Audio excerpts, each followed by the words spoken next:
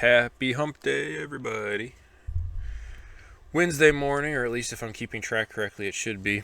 Sorry, we're doing two videos in one night again. My hair kind of got crazy. That's what happens when you have longer hair and you put a headset on for a few hours. So today, chapter 14, Abram Rescues Lot. So we know that from the last video, people in Sodom were sinning. Abram and Lot split up, and God told Abram that he would give his descendants all of the land that was around him. All right, that's where we pick up. At the time when Amraphel was king of Shinar, Arioch, king of Elasar, Kedorlaomer, king of Elam, and Tidal, king of Goyim. These kings went to war against Bera, king of Sodom, Bersha, king of Gomorrah, Shinab, king of Admah, Shemeber, king of Zeboim, and the king of Bela, that is Zoar. All these latter kings joined forces in the valley of Siddim, that is the Dead Sea Valley. For 12 years they had been subject to Kedorlaomer, but in the 13th year they rebelled. In the 14th year, Kedorlaomer and the kings allied with him went out and defeated the Rephites in Ashtaroth, Karnaim, the Zuzites in Ham, the Emites in Shava Kiriathaim, Kiriathaim, and the Horites in the hill country of Seir, as far as El Paran near the desert. Then they turned back and went to En Mishpat, that is Kadesh, and they conquered the whole territory of the Amalekites, as well as the Amorites who were living in Hazazon Tamar. Whew.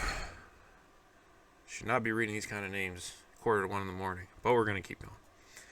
Then the king of Sodom, the king of Gomorrah, the king of Admah, the king of Zeboim, and the king of Bela, that is Zoar, marched out and drew up their battle lines in the valley of Siddim against Kedorlaomer, king of Elam, titled king of Goyim, Amraphel, king of Shinar, and Arioch, king of Elasar, 4 kings against 5. Now the valley of Siddim was full of tar pits, and when the kings of Sodom and Gomorrah fled, some of the men fell into them, and the rest fled to the hills. The 4 kings seized all the goods of Sodom and Gomorrah and all their food. Then they went away. They also carried off Abram's nephew Lot and his possessions, since he was living in Sodom. A man who had escaped came and reported this to Abram the Hebrew. Now Abram was living near the great trees of Mamre, the Amorite, a brother... Now Abram was living near the great trees of Mamre the Amorite, a brother of Eshcol and Aner, all of whom were allied with Abram. When Abram heard that his relative had been taken captive, he called out the 318 trained men born in his household and went in pursuit as far as Dan. During the night, Abram divided his men to attack them, and he routed them, pursuing them as far as Hobah, north of Damascus.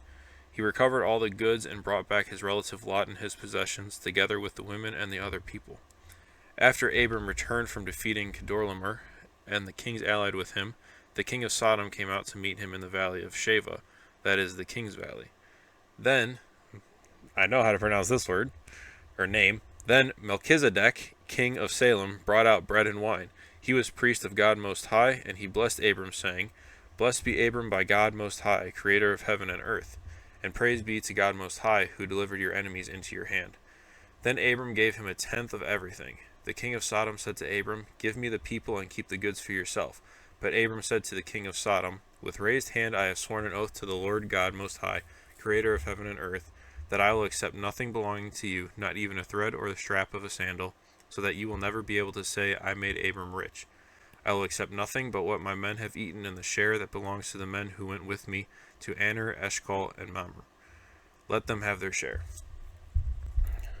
So after Abram and Lot split up, they settled down. Now we kind of jump to a different area where all of these kings, I'm not going to go through their names again, all of these kings are fighting each other, and Lot kind of gets caught in the middle, and he ends up being taken captive. And then when Abram hears of it, he gathers all of the people that are allies to him, goes to track down where Lot's been taken, pretty much, strategizes with his 318 men, is able to defeat all of the people who have Lot captive and takes Lot back. And then he meets with Melchizedek. That's going to be a fun one to spell. And and this is actually the first instance where a tenth of everything, which, if you're not familiar, tithing for church is supposed to be a tenth of what you have. When I give offering at church, it's, whatever my paycheck is, you divide it by 10%, a tenth, it's all the same math, and then that's what I give to church. So that's kind of like where tithing is, I think, first introduced, and specifically a tenth of it. Now, they don't talk about tithing specifically here, but it just kind of relates to, it's still a tenth. Yeah. We had some battles, 4 kings against 5. Abram goes on to track his relative. And then Abram refuses to take anything of Melchizedek's because he doesn't want Melchizedek to say, "Oh, look at me, I was the one who made Abram rich." Okay. Well, I think this was the Wednesday one, right? Yeah. So have a good rest of your Wednesday, and I will see everybody again tomorrow.